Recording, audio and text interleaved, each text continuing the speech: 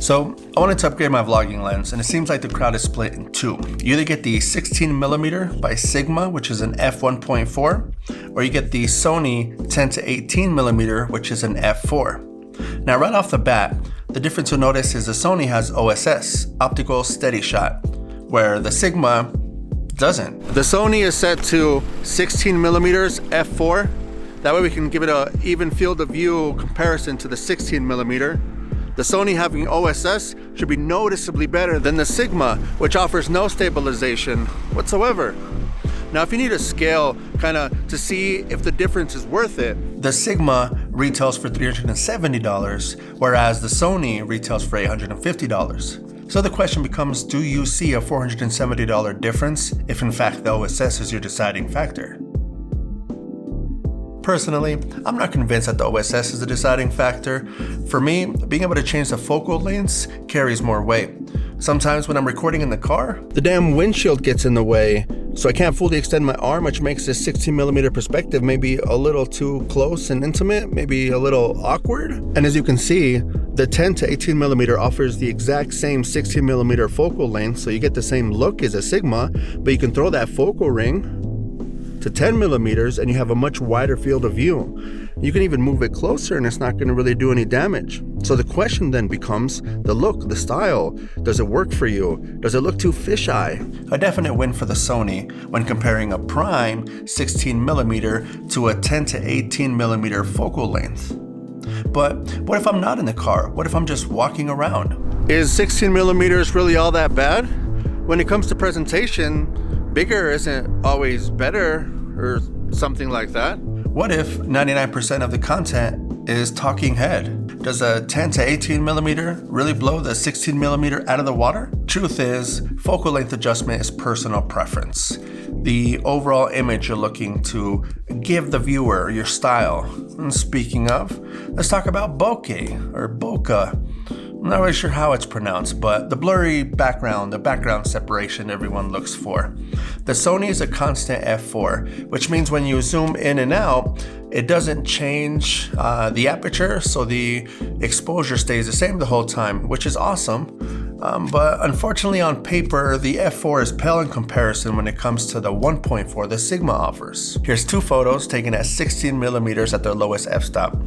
It's pretty clear to see the Sigma 1.4 wins. There's really no question there. But here's something that isn't talked about. What f-stop will you actually be recording while vlogging? So if you're following the 180 rule, your shutter speed will likely be at 1/48 or 50 recording at 24 frames per second.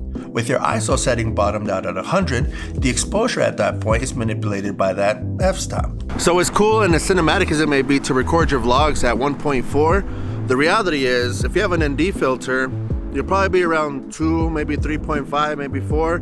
Right now I don't have one on, and it's gloomy. It's actually like 7 degrees right now, and I'm at f9. So now that we have kind of like a reality on what aperture we're actually going to be using, is the lower f-stop that Sigma offers that big of a perk over the Sony f4 if 99% of your footage is taken outside during the sunlight? Now, for argument's sake, there is a solution. It's called an ND filter. They thread onto your lens and, like sunglasses, reduce the amount of light entering your sensor, which allows you to lower your f-stop, which gives you that background blur, the dreamy cinematic, but it's at the cost of a filter, which can be anywhere from $30 for a cheap one to $300 for one of the more reputable brands. And that's honestly a whole nother video. But that's for the running and gunning, sunlight, bright conditions, adventureland type of vlogs. What if 99% of what you're doing is just talking heads? You have control over all the ambient light, so you can control the brightness, which lets you control the f-stop and lower it in camera to give you that background blurriness that everyone goes after. Using the Sony at f4 can work just the same, but now you're sacrificing the blurriness that's offered by the Sigma in the background. The f1.4 lets in more light, as previously noted, which makes it great for nighttime or dark conditions, where the Sony will require external lights to brighten the environment, when sometimes that might not be available. You may be surprised how little time you spend recording in 1.4, even with an ND filter, which kind of makes the aperture argument a little bit like a feather on a scale. So if you're recording in the city vlogging, adventures in any weather, any lighting condition, the Sony 10-18mm is a clear-cut winner. The F4 may not have like the blurriest of backgrounds, but it works, and the OSS, it doesn't hurt. If talking heads is more your thing and you don't have the use for the different focal lengths because you can simply walk closer to the object or hold it further from yourself, then the Sigma's lower aperture, the 1.4, is definitely the way to go. I mean, you can always raise your f-stop and it'll help you control the exposure, but you can't necessarily lower it to give you more bokeh, or especially for nighttime shooting. Personally, I've vlogged with the 16mm well over a year, and it did me just fine. And as much as I can appreciate the wider field of view from the Sony now having it, I didn't buy it at the $900 retail price. I bought it for $350 off of the marketplace on Facebook.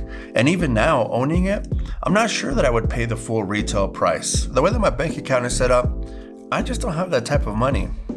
I hope this video was helpful. If you're in the mood to spend money, check out the 18-105 made by Sony. It's an F4 as well. I have a video on it, link below.